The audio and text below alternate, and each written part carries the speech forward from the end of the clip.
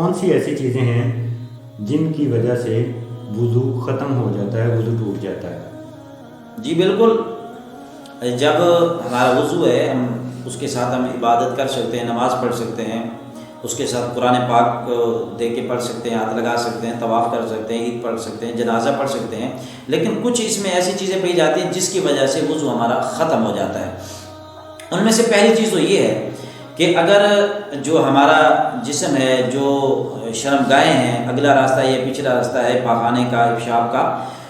اس جگہ سے کوئی چیز نکل جائے، چھوٹا پیشاب کر لیا یا ہوا خارج ہو جائے، ہاں اگر اگلے حصے سے ہوا خارج ہو جائے اس سے وضو نہیں ٹوٹتا، باقی اگر کوئی چیز بھی نکلے تو اس سے وضو ختم ہو جاتا ہے، وضو دوبارہ ہمیں لوٹانا پڑے گا، کرنا پڑے گا۔ اسی طریقے سے اور تیسرے نمبر پر جو ہے، اگر ہمارے جسم سے کوئی پیپ نکل آئی، کوئی زخم تھا یا زخم ہو گیا، خون نکلا یا پیپ، اب اس صورت میں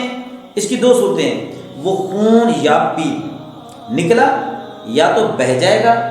یا نکلا تو ہے مگر بہا نہیں ہے، تو بہہ جانے کی صورت میں وضو ٹوٹ جائے گا۔ اگر خون نکلا ہے، زہر ہوا ہے مگر اپنی جگہ سے اس نے تجاوز نہیں کیا، یعنی بہہ نہیں گیا،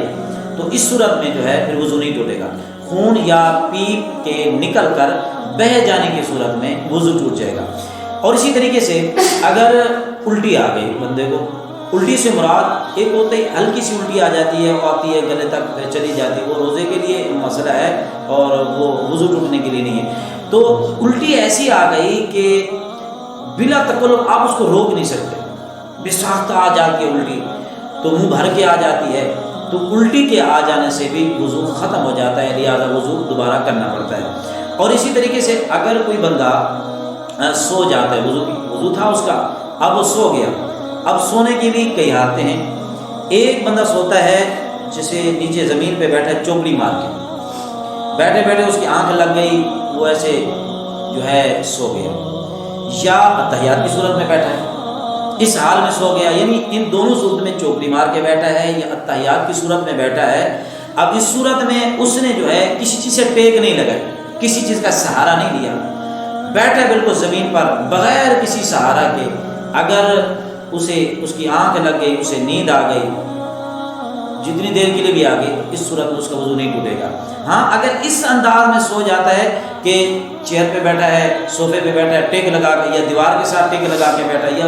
کسی تکیے کے ساتھ ٹیک لگا کے بیٹھا ہے، یا کوئی ایسی چیز کہ وہ چیز ہٹا دینے سے وہ بندہ گر جائے گا، نیچے گر جائے گا۔ جیسے مساجد میں ہمارے ساتھ اکثر یہ معاملات جو آپ بیان کر رہے ہیں، اکثر کوئی فرض کیا اگر کوئی پلر کے ساتھ ٹیک لگا کے بیٹھا ہے یا دیوار کے ساتھ ٹیک لگا کے بیٹھا ہے، وہ اس انداز میں اگر بیٹھا ہے تو اس صورت میں اگر اسے نیند آ جائے تو پھر اس کا وضو ٹوٹ جائے گا۔ اگر ہاں اتحیات کی صورت میں بیٹھا ہے، نماز پڑھ رہا ہے یا سجدے میں چلا گیا، سنت طریقے سے سجدہ کر رہا ہے، تو اس صورت میں اس کا وضو نہیں ٹوٹے گا۔ اس کے علاوہ اگر جو ہے نشہ آ گیا، اس کو نشاور کوئی چیز اس نے استعمال کر لی، یا اس کو کوئی ایسا جھٹکا لگا، بے ہوش ہو گیا، گر پڑا، بے ہوش ہو گیا، یا اس کو جنون لاحق ہو گیا، مرغی کا دورہ اس طرح پڑ گیا، تو اب اس صورت میں جب دورہ پڑ جاتا ہے تو بندے کو اپنا ہوش نہیں رہتا، یا نشاور کوئی چیز اس نے استعمال کر لی، تو ان صورتوں میں جو ہے اس کا وضو بالکل ختم ہو جاتا ہے۔ یا نماز پڑھ رہا تھا، نماز کے دوران اس نے کہا لگا دیا، یعنی ہنس پڑا، اتنا کہا لگایا کہ اس کی آواز اس کے اپنے کانوں تک چلی گئی، پھر بھی اس کا وضو ختم ہو جائے گا۔ یا وہ مرد عورتیں کہ ان کی شرمگاہیں آپس میں مل گئی، شرمگاہیں آپس میں ٹچ ہوئی ہیں اور بیچ میں کوئی پردہ نہیں تھا، کپڑا نہیں تھا، بغیر کپڑے کے اگر ان کی شرمگاہیں ٹچ ہو جائیں تو اس سے بھی وضو ختم ہو جاتا ہے۔ ان ساری صورتوں میں وضو ختم ہو جاتا ہے۔ اب اس صورت میں جو ہے اس کو وضو دوبارہ کرنا ہی پڑے گا۔